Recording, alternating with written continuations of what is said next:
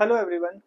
Balance sheet analysis की series में हमने जो लास्ट वीडियो डाला था उसमें हमने बैलेंस शीट के बारे में डिस्कस किया था कि बैलेंस शीट क्या होती है, बैलेंस शीट में क्या डिफरेंट हेड्स होते हैं। हर हेड की हमने डेफिनेशन के बारे में चर्चा की थी और ये देखा था कि डिफरेंट अकाउंट्स किस तरह से डिफरेंट हेड में मैप होते हैं।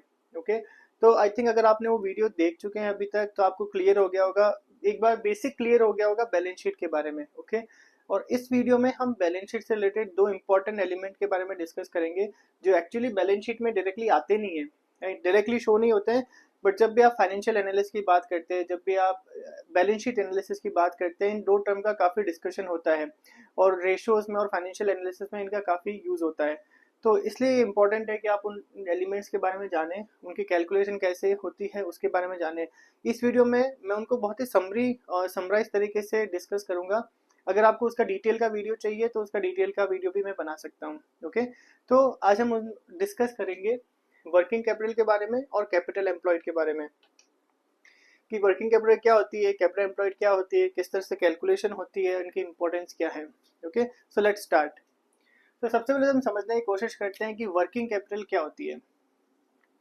अगर वर्किंग कैपिटल बहुत ही मैं सिंपल शब्दों में बोलूँ, कंपनी को अपने day to day operation run करने के लिए जो फंड्स अवेलेबल होते हैं वो होता है वर्किंग कैपिटल।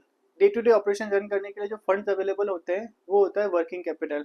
अब कंपनी के डे टू डे ऑपरेशन क्या होते हैं, जैसे अगर कोई कंपनी है जो मैन्युफैक्चरिंग में लगी हुई है, राइट, तो उसका डे टू डे ऑपरेशन क्या होगा कि वो रॉ मटेरियल प्रोक्योर करेगी, उसको फिनिश गुड्स बनाएगी, फिनिश गुड्स बना के उसको सेल कर देगी, ये उसका day to day business operation है, राइट। अब day to day business operation को क्या क्या चीज़ चाहिए, अब उसको रॉ मटेरियल प्रोक्योर करना है, राइट। तो रॉ मटेरियल कैसे प्रोक्योर करेगी, या तो कैश में प्रोक्योर करेगी या किसी से उधार लेगी। तो क्या लिंक हुआ, या तो कैश हमारी करंट असेट कम होगी उससे, या हमारी करंट लाइबिलिटी बढ़ेगी, क्रेडिटर्स बढ़ेंगे। फिर उसको सेल करेगी, सेल कैसे करेगी, या तो उधार पे करेगी मीन्स अकाउंट रिसीवेबल बढ़ेंगे, या उसको कैश में करेगी तो हमारा कैश बढ़ेगा। तो कुल मिला के यहाँ जब हम बात कर रहे हैं शॉर्ट टर्म की बात कर रहे हैं जो कि करंट असेट और करंट लाइबिलिटी से लिंक्ड है, क्योंकि हम यहाँ पे डे टू डे ऑपरेशंस की बात कर रहे हैं, इसका मतलब हम शॉर्ट टर्म की बात कर रहे हैं। शॉर्ट टर्म की बात कर रहे हैं इसका मतलब हम करंट असेट या करंट लाइबिलिटी की बात कर रहे हैं, राइट, क्योंकि वही उसके डे टू डे ऑपरेशन से रिलेटेड है। तो वर्किंग कैपिटल का फॉर्मूला होता है current asset minus current liability.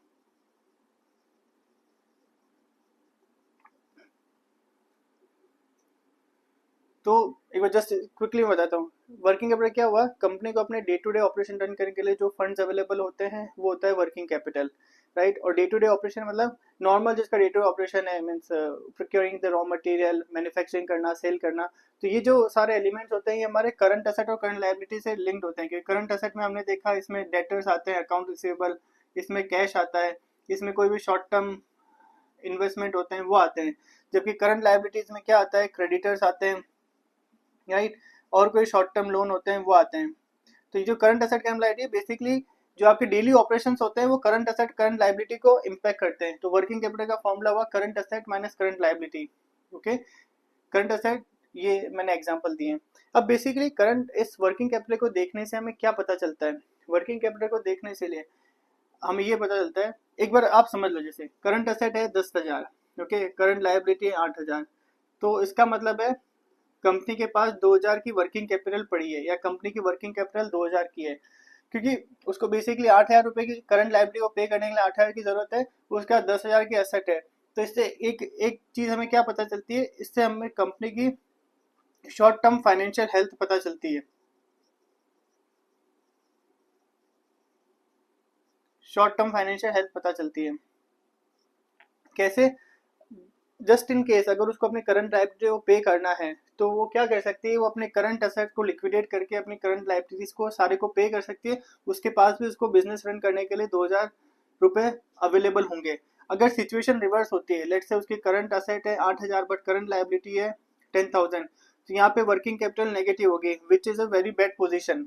Okay, which is not good position to have, क्योंकि उसका मतलब क्या हुआ कि कंपनी के पास अपने बिजनेस को रन करने के लिए इवन वर्किंग कैपिटल नहीं है, क्योंकि उसकी लाइबिलिटी ज़्यादा है, शॉर्ट टर्म लाइबिलिटी ज़्यादा है, और अपनी करंट असेट को यूटिलाइज करके भी वो उसका पेमेंट नहीं कर सकती, राइट। तो ये होता है वर्किंग कैपिटल कि कंपनी को अपनी day to day operation run करने के लिए जो फंड्स अवेलेबल है वो पता चलते हैं। तो current asset minus current liability, अगर हमारी वर्किंग कैपिटल पॉजिटिव रहती है तो वो अच्छा है, अगर नेगेटिव रहती है तो that is not a good sign. तो वर्किंग कैपिटल देख के आपको कंपनी की फाइनेंशियल हेल्थ के बारे में, शॉर्ट टर्म फाइनेंशियल हेल्थ के बारे में पता चलता है। तो ये होता है इंपॉर्टेंस वर्किंग कैपिटल की। ठीक है, आई होप यहाँ तक आपको क्लियर हुआ होगा।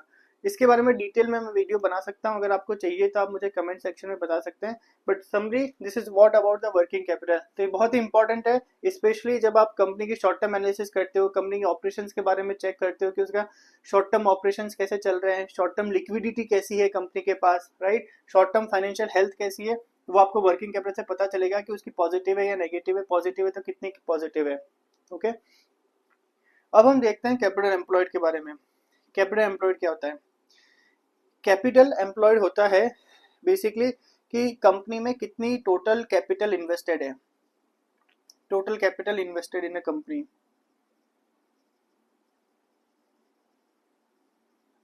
ओके, यहाँ पे जब हम टोटल कैपिटल की बात कर रहे हैं, यहाँ पे जब हम टोटल कैपिटल की बात करते हैं, यहाँ सिर्फ हम शेयर होल्डर्स की कैपिटल की बात नहीं करते हैं।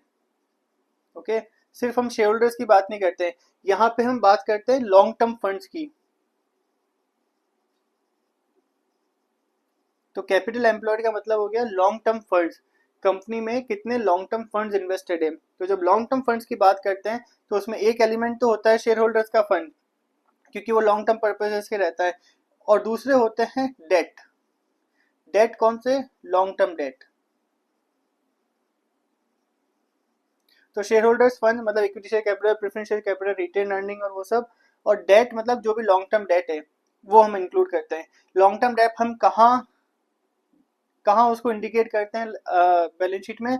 लॉन्ग टर्म डेट आते हैं नॉन करंट लायबिलिटी में। तो बेसिकली अगर इसको बैलेंस शीट के परस्पेक्टिव देखना चाहो तो share holders fund plus non current liability, share holders fund plus non current liability, ये आपका हो जाएगा कैपिटल एम्प्लॉयड। ओके, तो एक बार ये हटा देता हूँ। तो जो कैपिटल एम्प्लॉयड है उसको कैलकुलेट करने के लिए अलग अलग तरीके होते हैं। तो एक तो जैसे मैंने बता दिया कि अगर आप सिंपली देखोगे it will be like equity plus debt, ये भी एक तरीका होता है इसको कैलकुलेट करने का। इक्विटी मतलब हुआ share holders fund plus non current liability, ये एक फॉर्मूला हो गया। मतलब जस्ट एनहांसमेंट, एनहांसमेंट तो उसको अलग अलग टर्म्स है उस फॉर्मूले की, राइट, अलग अलग तरीका है उसको कैलकुलेट करने का। तो this plus this equal to your capital employed. अब इसका कैलकुलेट करने का एक और तरीका है कि अगर आपको टोटल असेट दे रखी है, क्योंकि हम क्या कर रहे हैं, इसको और इसको ऐड कर रहे हैं, राइट, इन दो एलिमेंट्स को हम ऐड कर रहे हैं या। तो अगर आपके पास टोटल असेट है तो total asset basically total asset is equal to this, दिए टोटल इस टोटल के बराबर होती है, राइट। तो अगर टोटल असेट में अगर आप करंट लायबिलिटी डिडक्ट कर दोगे, टोटल असेट में से अगर करंट लायबिलिटी डिडक्ट कर दोगे तो भी आपका यही आएगा इन दोनों की टोटल, क्योंकि total asset is equal to this, और इसमें से जब आप करंट असेट करंट लायबिलिटी घटा दोगे तो आपका ये दोनों ही बचेगा, राइट। तो एक और फॉर्मूला इसका हो जाता है कि total asset minus current liability, ये एक और फॉर्मूला हो गया कैपिटल एम्प्लॉयड का। अब इसको आप और उसको ब्रेक डाउन कर सकते हैं। टोटल असेट का मतलब क्या हुआ? Current asset plus non current asset. तो टोटल असेट मतलब हो गया current asset plus non current asset, right, minus current liability, ये फॉर्मूला बन गया। अब current asset minus current liability क्या होता है? Current asset minus current liability होता है वर्किंग कैपिटल। ये भी हमने देखा, वर्किंग कैपिटल बराबर current asset minus current liability. तो इसका फॉर्मूला ऐसे भी एनहांस कर सकते हो कि non current asset plus working capital, ये हो गया आपका कैपिटल एम्प्लॉयड।